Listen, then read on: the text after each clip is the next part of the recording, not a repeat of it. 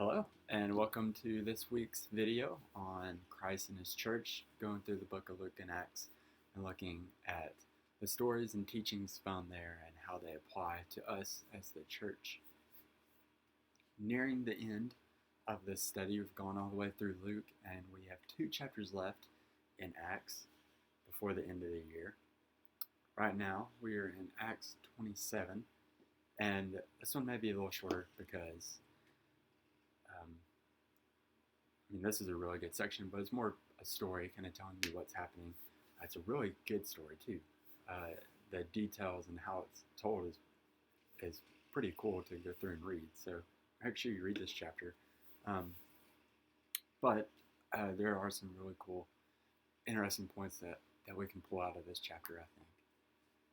There was a show, I don't know if it still goes on, actually. It may not, I don't know. But there's a real cool show called Undercover Boss. I didn't actually watch it, but I would see clips of it and summaries of different episodes. And so I thought the idea was really cool. I just didn't really care to sit down and watch the whole show.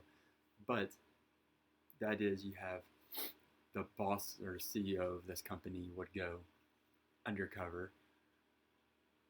So very aptly named, I guess. He would go undercover and he would work. So you would have like the CEO of a fast food chain. He would go and work as a new hire at a fast food restaurant and get to know the employees, get to see what they really do day to day, and get to know a little bit of their stories too. And then most of the time, you have them not doing very good, so they realize how hard the job actually is, and they get to connect and hear the stories of the workers who they employ, but on any normal circumstance would have never run into these people, right? They would have never gotten to meet these people or hear their stories, but they get this rare opportunity.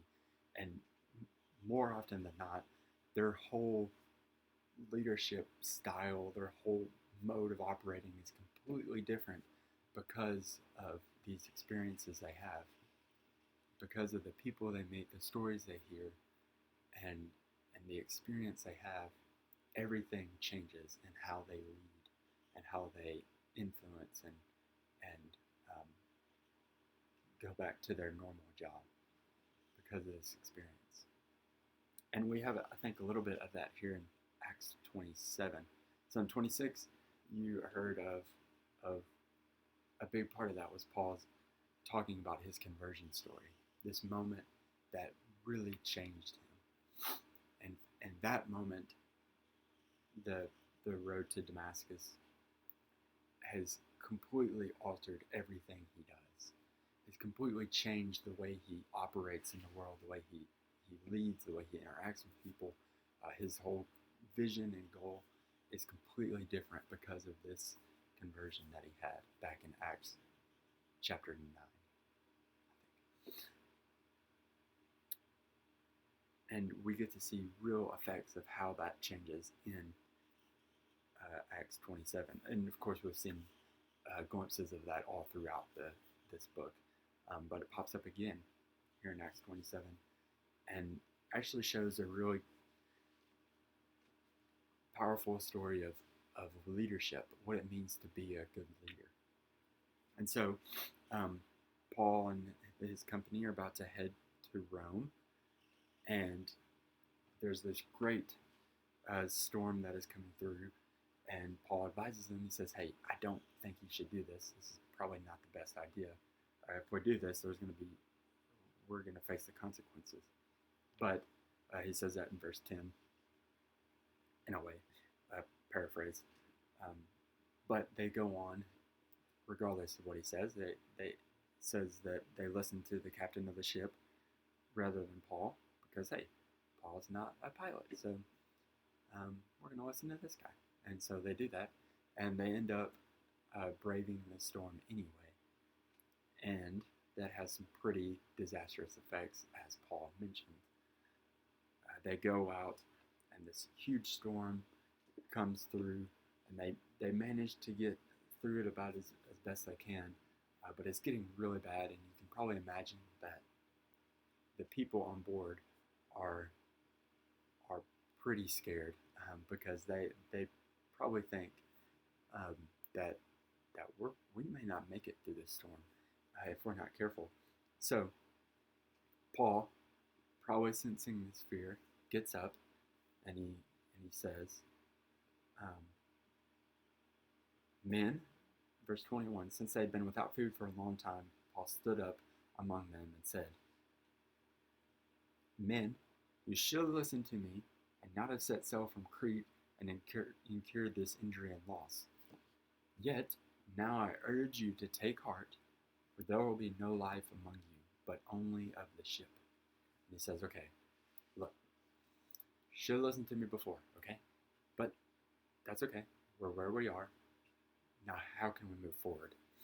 Um, Probably a pretty good example of leadership of of of people not listening to what you said, and instead of rubbing it in their face, saying, "Look, here's a quick lesson. Okay, you should have listened to me back then, because I kind of knew what I was talking about. But we're not going to dwell on the past. Let's move forward. Okay, how can we get past all this?" He says, "Take heart. There won't be any life. The only thing that's going to lose its life is this ship that we're on. For this very night there stood," how does Paul know that?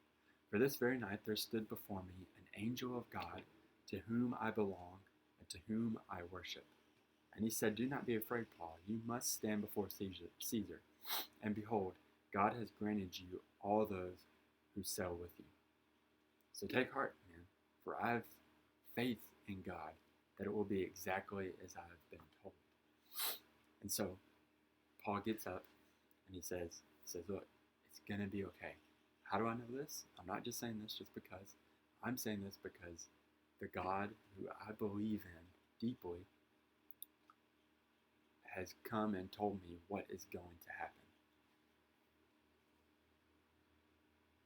And he mentions the faith that he has in God, the faith that Hebrews talks about, right? In Hebrews chapter 11.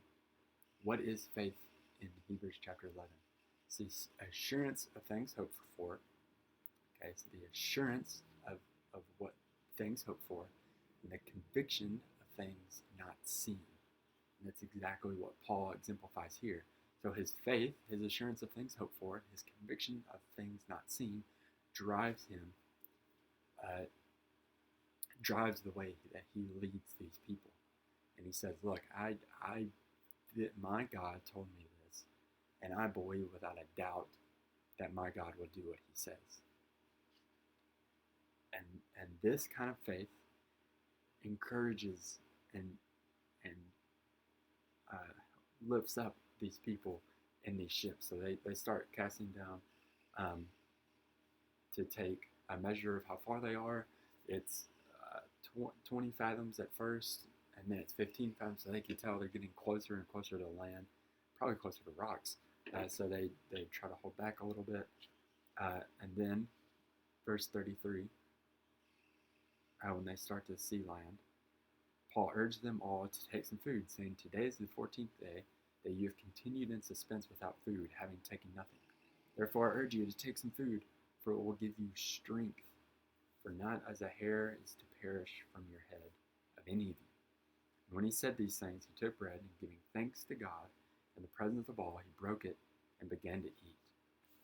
Then they were all encouraged and ate some food themselves. There were in all about 276 people on the ship. And when they had eaten enough, they lightened the ship, throwing out the wheat into the sea. And so Paul feeds them, and through all this leadership of Paul, through his faith in God, through his, even in the midst of a storm, right, a literal storm, through his faith in God, they are encouraged through all of this. And they know, just like Paul does, that this God is going to deliver them to safety because they have faith in him to do that. And so the rest of the story is them getting onto shore safely. And then 28 will finish out some other things that they have going on for them. But a big part of this, I think, or a cool part of this story is Paul's leadership style. And I know you've probably been thinking through this of like, okay, I'm not necessarily a leader, right? There are people who lead me, like I have a boss, but I would never be chosen as the undercover boss because I'm not that high up the ladder. Don't worry, neither am I. But I still think this has impact for all of us, because if you really think about it, one of the core parts about leadership is influence. Influence is a big part of leadership. And if you think about it that way, then we all have leadership in some area. We all have influence on somebody, whether it be kids or family or friends. You name it. We all have some type of influence in this world. But how are we using that influence? Has our leadership truly been changed by our faith, by our belief in God, like it was for Paul? And do the people around us truly see that our faith drives everything that we do? Because that's what encouraged those sailors so much. 276 sailors were encouraged because they saw without a doubt that Paul had faith in his God. And I think if we have that kind of faith and show that kind of faith in our lives, then that influence will spill to everybody we come in contact with. They will see our faith and trust and believe and hope and love the God that we serve. And hopefully that's the case.